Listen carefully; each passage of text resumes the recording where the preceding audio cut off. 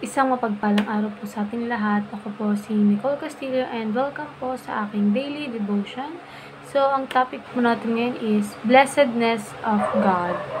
So, kapag sinabi pong blessedness of God, it is the doctrine that God delights fully in Himself and all that perfects His character. So, yung Diyos daw po is kumbaga, kompleto na siya. Kumbaga, hindi na kailangan ng Diyos ng kahit ano. Basta kompleto na siya and perfecto na ang ating Panginoon. So, ayon po sa Acts 17, verse 25, and He is not served by human hands, as if He needed anything, rather, He Himself gives everyone life and breath and everything else. So, ayon po sa ating katuruan, God is satisfied in His existence. So, ang Diyos po ay satisfied na. Ibig sabihin, kumpleto na yung Diyos. Wala nang may dadagdag sa Diyos para makompleto pa siya. So, God is perfectly happy and satisfied in His existence. Si God hindi na nakadepende sa nilikha, bagkos yung nilikha yung nakadepende sa ating Panginoong Diyos. So, also, God is one and community of the Trinity. So, pag sinabi ng one, isa lang ang ating Diyos. So, the Bible reveals that there's only one God. And yung God na yun is nirebuild niya yung sarili niya as three personalities. So, which is God of the Trinity.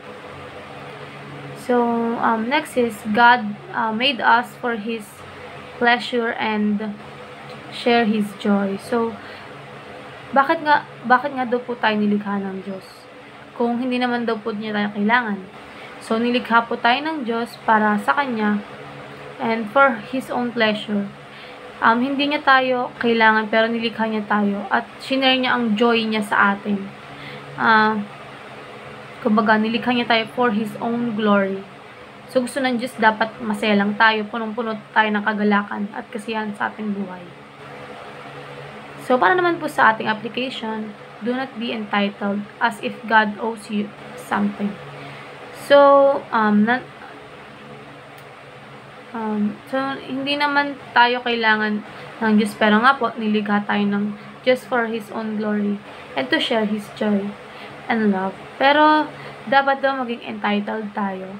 Hindi naman tayo kailangan ng Diyos. So, ang lumalabas kasi parang may utang sa atin si Lord. Kumbaga, sabihin natin, Lord, tutulong ako sa ibang tao, ganyan. Kahit, wala naman talaga.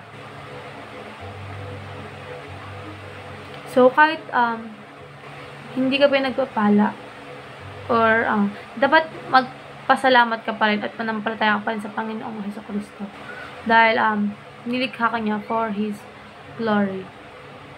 So, next is live a life of worship and full of joy. So, ito po, talaga yung intention ng Diyos para po tayo ay maging maligaya tayo at maging masaya tayo sa feeling niya. So, magkaroon tayo ng relationship sa Diyos. God wants to be happy and God wants us to be happy and gusto niya is mapuno tayo ng kaligayahan. So, last is be grateful for God's love and grace. So, maging masaya tayo at magkaroon po tayo ng pasasalamat at papuri sa Diyos because of His love and grace. So, ayun lang po, maraming salamat.